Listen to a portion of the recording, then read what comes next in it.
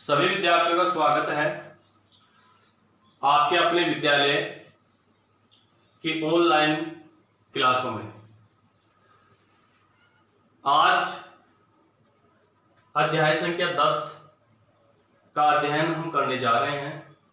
इससे पूर्व अध्याय संख्या 9 हम पढ़ चुके हैं, पेशोदा की प्रतिध्वनि, जिसके कवि जयशंकर प्रसाद थे। आज अध्याय संख्या 10 कुरुक्षेत्र, तृतीय सर्ग, पहला और दूसरा सर्ग में तीसरा जो सर्ग था, भाग था, उस भाग में से कुछ हिस्सा यहाँ पर अपने पाठ्यक्रम में दिया गया है। इस दिए गए पाठ्यक्रम में इस पद को हम व्याख्या करके पढ़ेंगे। ठीक है। इसके जो कवि हैं वो दिनकर है, रामधारी सिंह दिनकर। ठीक है। तो यह कुरुक्षेत्र क्या है, यह मैं थोड़ी सी बेसिक जानकारी दे देता हूं आपको इसकी शुरुआत करने से पूर्व। यह महाभारत के युद्ध में जो भीषण रक्तपात हुआ, उस रक्तपात को देखकर धर्मराज युधिष्ठिर है, वह धर्मराज युधिष्ठिर विचलित होने लगते हैं, शंकाग्रस्त हो जाते हैं वो, और यह सोचते हैं कि मैंने अपने भाइयों पर उनका संहार किया है, उनको मारा है, यह मैंने गलत किया है। और वह अपने हथियार हैं वह क्या कर देते हैं, छोड़ देते हैं, दुविधा में हो जाते हैं। तो वहां एकमात्र जो भीष्म पितामह थे, उस भीष्म पितामह ने धर्मराज युधिष्ठिर का हौसला, उनको धीरज दिया और उन्हें अलग अलग उदाहरणों के माध्यम से इस युद्ध पर विजय प्राप्त करने के लिए अग्रसित किया कि किस प्रकार से अत्याचार के ऊपर, अन्याय के ऊपर, शोषण के ऊपर सत्य रास्ते पर चलकर, न्याय के रास्ते पर चलकर उस पर विजय प्राप्त करना अन्याय नहीं होता, चाहे से फिर वह अपना ही क्यों ना हो। यही बात इसमें बताई गई है। तो विस्तार से क्या बताई गई अभी आप आराम से समझ जाओगे। पहले यहाँ पर ये पहला पद है, व्याख्या मैंने यहाँ पर लिखी है, ये दूसरा जो पद है उसकी व्याख्या इधर है। तो पहले देखते हैं, पढ़ लेते हैं। समर निंद है धर्मराज पर, कहो शांति वह क्या है, जो अनीति पर स्थित होकर भी बनी हुई है सरला। सुख समृद्धि का विपुल कोष संचित कर कल बल छल से, किसी शुद्धित का ग्रास छीन धन लूट किसी निर्बल से। क्या है कठिन शब्दार्थ। समर युद्ध, निंद निंदा योग्य या निंदनीय धर्मराज युधिष्ठिर, अनीति अन्याय, स्थित होकर सरला सरल, सुख समृद्धि का विपुल कोष खजाना, विपुल बहुत ज्यादा। ठीक है। संचित जानते हैं एकत्रित, कल कला, बलगार बल, छल धोखे से, किससे भाई, धोखे से। सुदित भूखे, ग्रास निवाला, धन लूट किसी निर्बल कमजोर। ठीक है। अब यहां पर कोष कोष देखिए, ये कोष है, ये कोष है, ये कोष है, तीन शब्द आते हैं। कोष का अर्थ यहां पर आपको बता दिया खजाना, कोष का अर्थ होता है दूरी, और कोष का अर्थ क्या होता है, शब्दकोश। समुच्चारित शब्द हैं कोष कोष कोष, लेकिन लिखने पर ये हमें इनमें अर्थ अलग अलग दिखता है। कोष मीन्स खजाना, कोष मीन्स दूरी, कोष मीन्स शब्दकोश। ठीक है। अब बात करते हैं इसकी। प्रस्तुत पद में कवि रामधारी सिंह दिनकर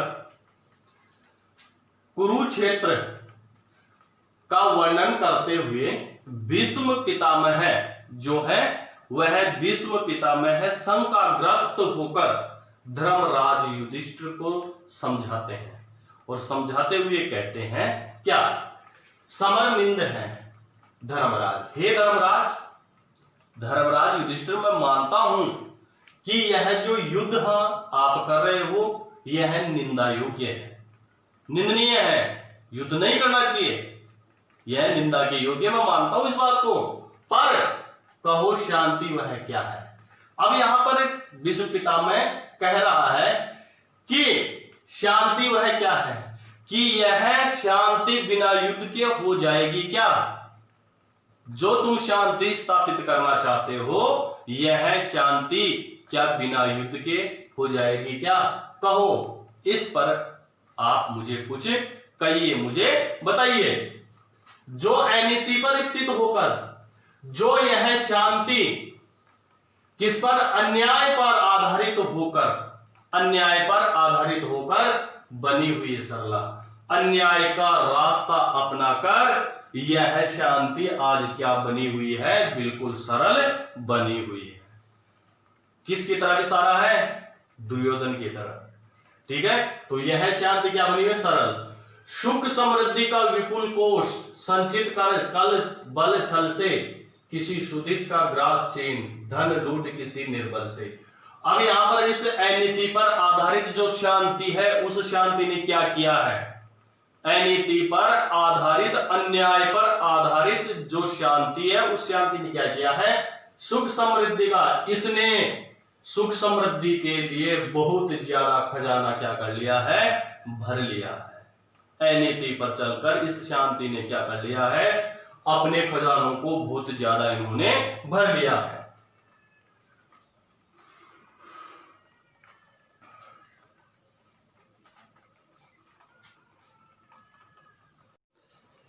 माफ कीजिए, थोड़ी सी लाइट की समस्या है, लाइट चली गई थी, अभी अपने पास इतने संसाधन नहीं है कि हम अच्छा सा स्टूडियो बना सकें, इसलिए थोड़ी समस्या है। अब देखते हैं, सुख समृद्धि का विपुल, यह अन्याय पर आधारित शांति है, यह बहुत ज्यादा अपने खजानों को क्या कर चुकी है, भर चुकी है। संचित कर, इन्होंने यह खजाना किस प्रकार से एकत्रित किया है, कर, अपनी कलाओं के माध्यम से, अपने बल के माध्यम से, और किसी से छल कपट द्वारा इन्होंने यह अपने खजाने भरे हैं। किसी सुदित का इतना ही नहीं, किसी भूखे व्यक्ति का भी इन्होंने क्या कर लिया है, मुंह में जाता हुआ जो निवाला था उस निवाले को भी इन्होंने छीन लिया है। धन लूट किसी निर्बल से, और इन्होंने क्या किया है, किसी कमजोर व्यक्ति से उसका इन्होंने धन छीना है। इस प्रकार से अनीति पर चलकर यह क्या करना चाहते हैं, शांति स्थापित करना चाहते हैं। तो कहो धर्मराज, क्या इस अनीति पर जो शांति चल रही है यह सही है या गलत है, आप मुझे यह बात बता दीजिए, ठीक है। इस प्रकार से इसकी व्याख्या, अब इसमें जो है वो देख लेते हैं। यहां पर विशेष क्या है, अनुप्रास अलंकार है, ठीक है, खड़ी बोली है, ठीक है, तत्सम तद्भव शब्द है, प्रश्नोत्तर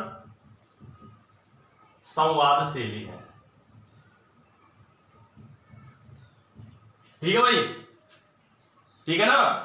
ये इसका है अनुप्रास, खड़ी बोली, तत्सम तद्भव, प्रश्नोत्तर और संवाद, प्रश्नोत्तर संवाद शैली, प्रश्न भी पूछ रहा है और यहां पर उसके जवाब भी दे रहे हैं, ठीक है। आगे चलते हैं। सब समेट पहरी, पहरी का मतलब पहरेदार, पहरेदार, बिटलाकर का बिटलाकर, कुछ मत बोलो, शांति शुदा, अमृत, ठीक है भाई, गरल, विष, जहर,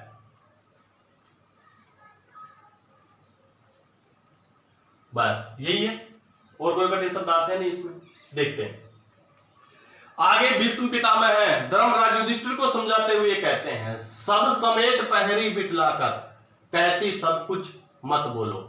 यह है अन्याय पर आधारित जो शांति है, इसने सबको अपने पक्ष में करके लिया, सभी को अपने पक्ष में करके पहरी बिटलाकर इसने चारों ओर क्या कर दिए हैं, अपने पहरेदार चौकीदार हैं वह बैठा दिए हैं। कहती है कुछ मत बोलो, और इस प्रकार से अन्याय पर आधारित यह शांति कहती है कि मेरे विरुद्ध आप कुछ मत बोलिए, मेरे विरुद्ध आप कुछ मत बोलिए।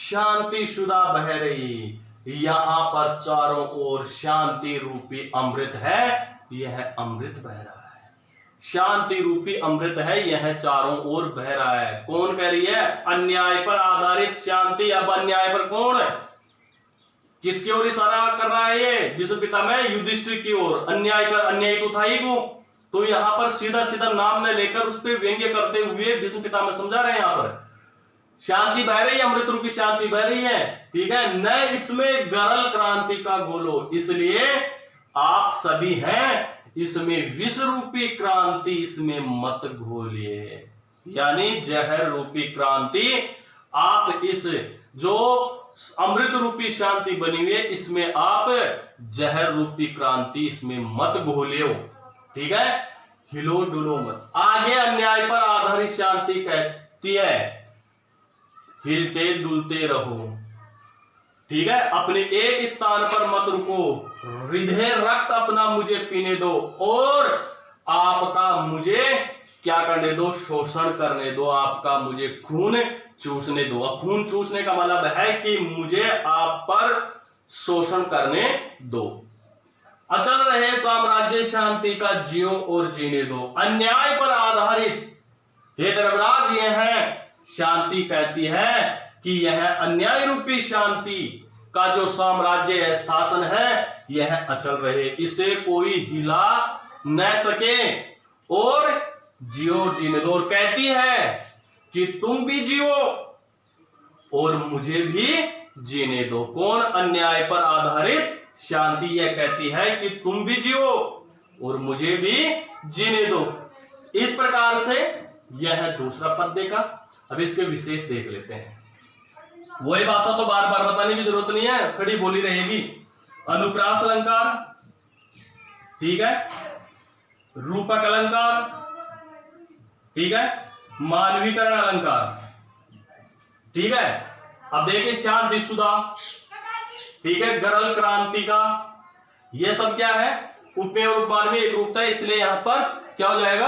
रूपक अलंकार। मानवीकरण है, यहां पर क्या बताया गया है? ये देखिए, अचल रहे साम्राज्य का शांति का जियो और जीने दो। पूरे पद में वैसे तो मानवीकरण अलंकार है। प्राकृतिक उपादानों पर मानवीय चेष्टाओं का जहां आरोप किया जाता है वहां पर मानवीकरण अलंकार होता है। समझ में आ गई? तो इस प्रकार से यह दो पद है व्याख्या के हमने आज यहां पर पढ़े हैं, ठीक है। यहां पर इसका अपने विशेष छाट लिया, इसका ये छाट लिया, वही प्रश्नोत्तर और संवाद से इसमें आ जाएगी, तत्सम शब्द तद्भव शब्द है वो इसमें आ जाएंगे, ठीक है। इस प्रकार से आज हम सिर्फ दो ही पदों की है व्याख्या है वो यहां पर देखेंगे। ज्यादा पद देख लेंगे तो आपको भी समझ में नहीं आएगी, इसलिए आज के लिए बस इतना ही। सभी को धन्यवाद।